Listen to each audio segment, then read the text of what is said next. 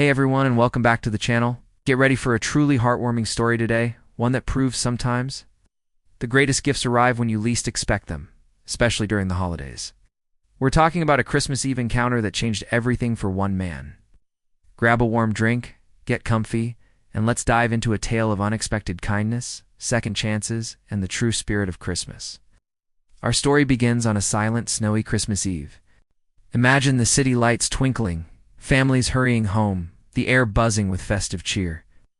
But inside the tallest building on Fifth Avenue, high above it all, sat Ethan Cole, youngest CEO in his company's history. Brilliant, successful, and utterly alone. For Ethan, Christmas wasn't about joy. It was a painful reminder.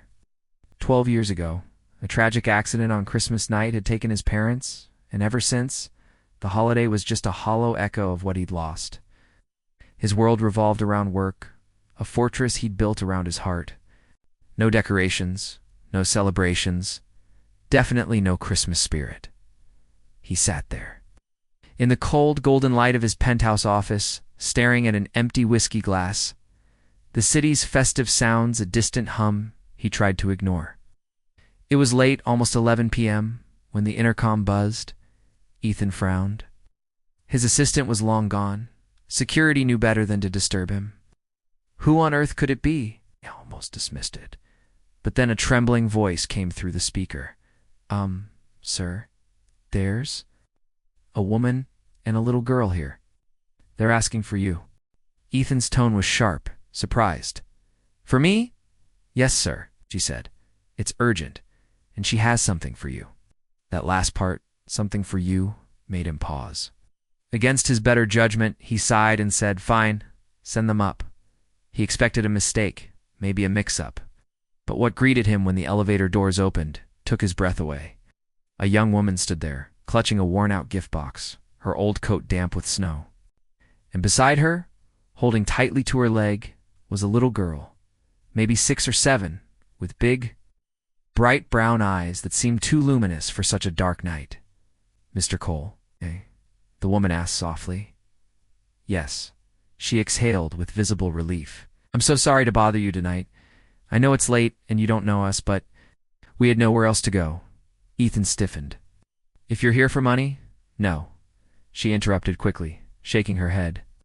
"We're not here for that. My name's Clara Evans. I used to work here years ago. Before my husband died." Her voice faltered, and a flicker of something, perhaps empathy, crossed Ethan's face. She continued, nervously twisting her gloves. "I cleaned offices here on the night shifts. Back then, you were just the new director. You always stayed late. You once helped me when I dropped my cleaning cart in the hallway. You probably don't even remember, but I did." Ethan blinked. He did remember vaguely. The shy janitor who always seemed exhausted but still offered a gentle smile. Clara then looked down at the little girl beside her. "This is Lily. She's been saving up to bring you something." Lily stepped forward, clutching the gift box. With a shy grin, she said, "Merry Christmas, Mr. Cole. Mommy says Christmas is about sharing love, even with people who feel lonely." Ethan froze. Those words hit him like a physical blow. "Open it," Lily urged, holding the box out to him. He hesitated, then slowly lifted the lid. Inside, nestled on tissue paper, was a small snow globe, bold, slightly cracked at the base. Inside, a tiny house sat surrounded by evergreen trees, and when he shook it, soft artificial flakes swirled around. "It used to be my daddy's," Lily said proudly. "He said it makes sad people remember happy things." Ethan's throat tightened. For a moment, the room blurred. He saw flashes of his childhood, his mother's warm laugh, the comforting smell of cinnamon, the crackle of a fireplace. Memories he'd buried so deep under years of loneliness and grief. He carefully placed the globe on his desk, clearing his throat. "Thank you." "Oh, Lily." Clara offered a soft, apologetic smile. "We didn't mean to intrude. It's just, we lost our place this week. Shelter was full. I remembered the lights were still on up here. And Lily said maybe you'd understand." Ethan looked silently from Clara's exhausted eyes to Lily's hopeful ones. The faint tremble in Clara's hands spoke volumes of quiet struggles of just barely holding on. In that moment, he realized something profound. He did understand. Loneliness, he knew, came in many forms. And his own loneliness, though surrounded by wealth and power, felt just as profound as theirs. "Stay," he said suddenly. Clara blinked, surprised. "What?" "Stay. Just for tonight. There's a guest apartment on the top floor. Warm, safe. You can use it." Her lips parted in protest. "Shh. Oh, we couldn't possibly, I insist," he interrupted gently. "It's Christmas." That night, something shifted. For the first time in 12 years, Ethan Cole didn't spend Christmas Eve alone. He watched as Lily's laughter, bright and unrestrained, filled his once empty penthouse. She danced around the living room, humming Christmas carols, while Clara helped warm up soup in the kitchen. The scent of cinnamon and cocoa replacing the sterile silence that usually filled the vast space. When Lily proudly placed a paper star, cut unevenly from a napkin, on the top of his massive bookshelf, she declared, "Now it's Christmas here too." Ethan smiled a genuine, unguarded smile he hadn't felt in years, a smile that reached his eyes and made them twinkle.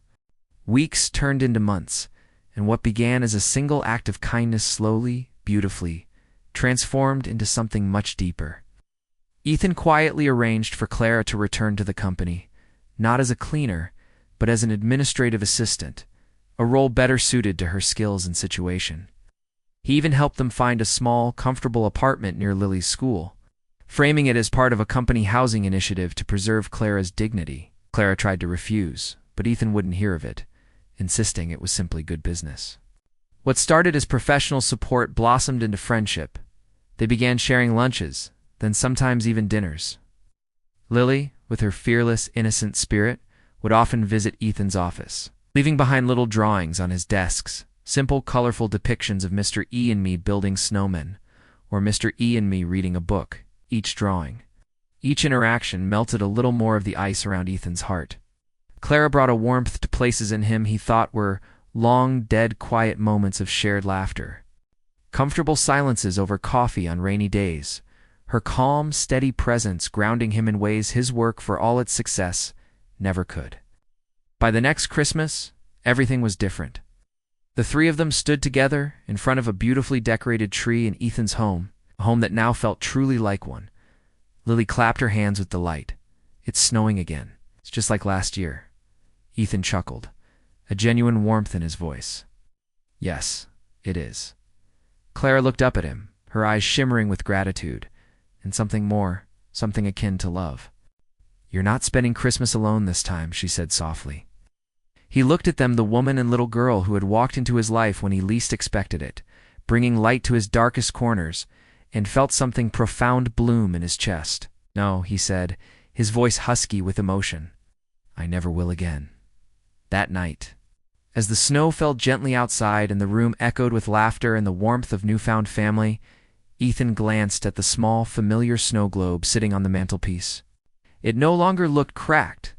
It looked perfect. It's just like this new life he'd found.